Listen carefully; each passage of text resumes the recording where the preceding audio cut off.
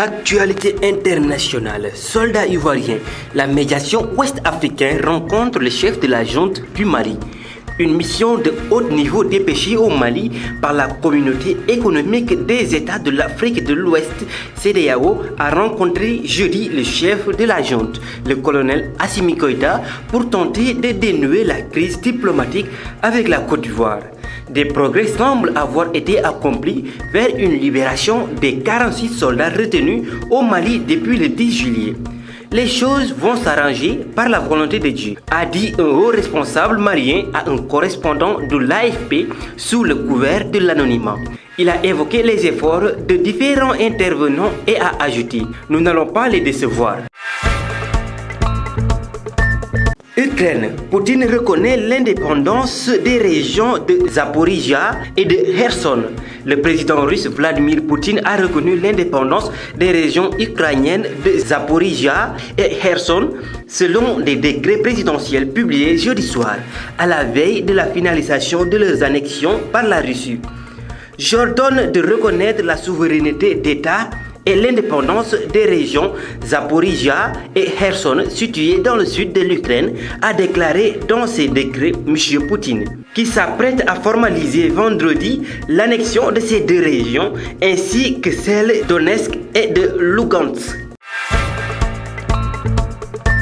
Nous restons toujours en Ukraine, une frappe qui fait au moins 23 morts dans le sud de l'Ukraine. Ce vendredi matin, l'Ukraine a imputé l'attaque à la Russie et fait état de 23 morts et 28 blessés dans la région de Zaporizhia. Moscou accuse à son tour Kiev. La frappe a eu lieu près de la ville de Zaporizhia, non loin d'un pont de passage entre la partie de la région contrôlée par les Ukrainiens et celle occupée par l'armée russe. Un représentant de l'occupation russe a lui accusé les forces ukrainiennes d'avoir tiré sur ces véhicules pour empêcher les civils de rejoindre la zone occupée.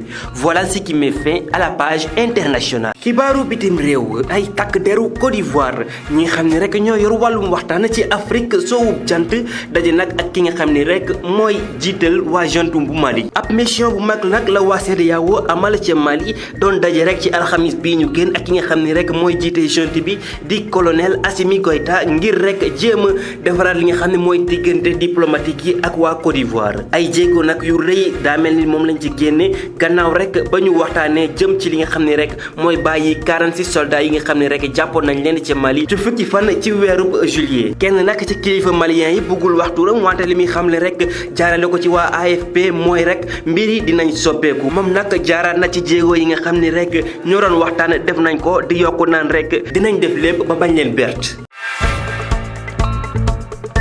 ca Ukraine ki nga xam ni nag moo di Poutine moom jox na indépendance ñi nga xam ni rek ñooy waa Zaporizhia ak waa Kherson. Ki nga xam ni moo di président russe bi di Vladimir Poutine moom nangu na ni ñaari dëkk yooyu di Zaporizhia ak Kherson dañoo war a am li nga xam ne rek moo di seen indépendance. Li ni mel nag ñu ngi koy publier ci alxamis ci ngoon ba mu doon waajal jeexal li nga xam ne rek moo di annexe ba ci ëllëg.